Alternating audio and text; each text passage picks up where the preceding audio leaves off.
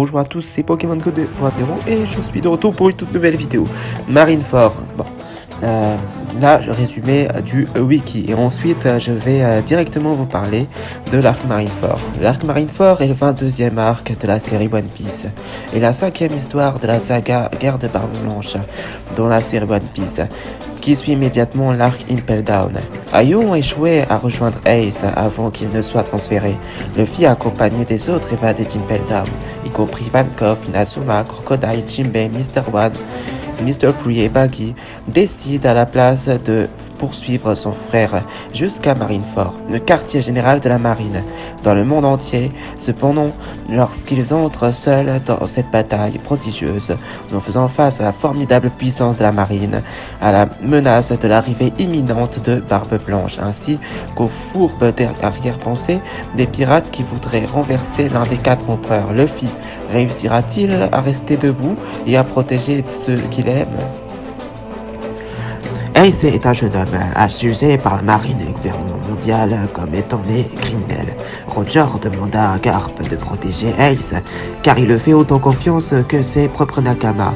On apprend aussi beaucoup sur le lien qu'a Luffy et Ace. Ils sont tous les deux des frères de Paul, ils sont tous les deux de célèbres criminels, et ils sont tous les deux les fils de célèbres criminels. Mais, à la différence de Luffy, Ace voulait faire de Newgate le roi des pirates, non pas juste parce que c'est son capitaine, mais plutôt son père spirituel et non pas son père biologique. Ace le considère comme étant un bon père, car il était présent à ses côtés, et ont tissé des liens de privilégiés et ont partagé des moments de complicité.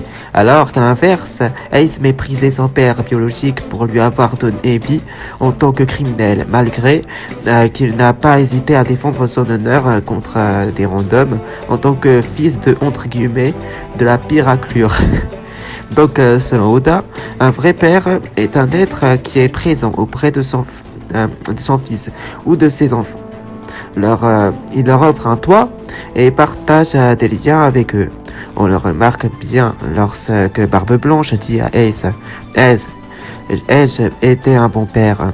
Ace s'agenouille et lui répond « Oui, le meilleur ». J'avais dit tout à l'heure que Oda allait montrer un avant-goût des 3 grandes puissances. Doflamingo a tranché Oz facilement avec son fruit des fils. Moria a été humilié par Jinbei. Mihawk a cherché à se mesurer à Barbe Blanche pour voir la différence qu'il y a entre lui et Barbe Blanche en tant que Yonko, l'homme le plus fort du monde et rival de Gold Roger. Et il découvre que la plus grande différence est qu'il est seul, sans personne sur qui compter, alors qu'à l'inverse, Newgate a toute une famille de pirates qui lui obéit, ainsi qu'une confiance l'un envers l'autre, enfin une grande confiance envers ses Nakama.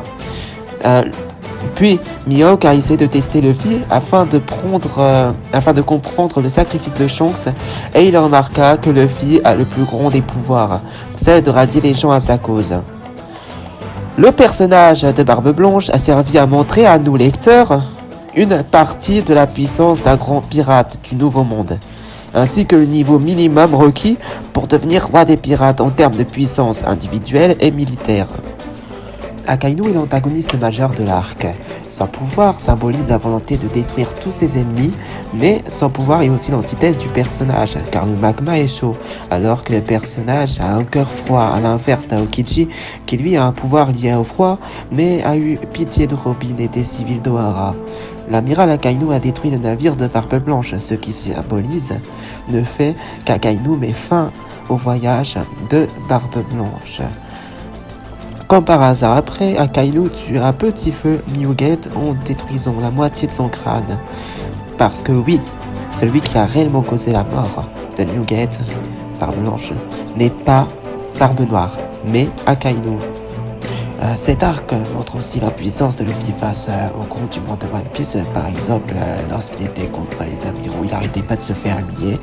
Par exemple, Kizaru a envoyé valser Luffy. Aokiji le domine avec son épée de glace. Et en plus, le pire, c'est surtout la mort d'Ace par son sacrifice. Par le sacrifice d'Ace. C'est ceci qui marque vraiment la véritable défaite de Luffy au chapeau de paille. Cette mort a fait comprendre à Luffy qu'il était trop tôt d'aller dans le Nouveau Monde à cause de sa manque de puissance ainsi que le manque de puissance de son équipage, et que lui et ses Nakama doivent s'entraîner pour pouvoir continuer l'aventure.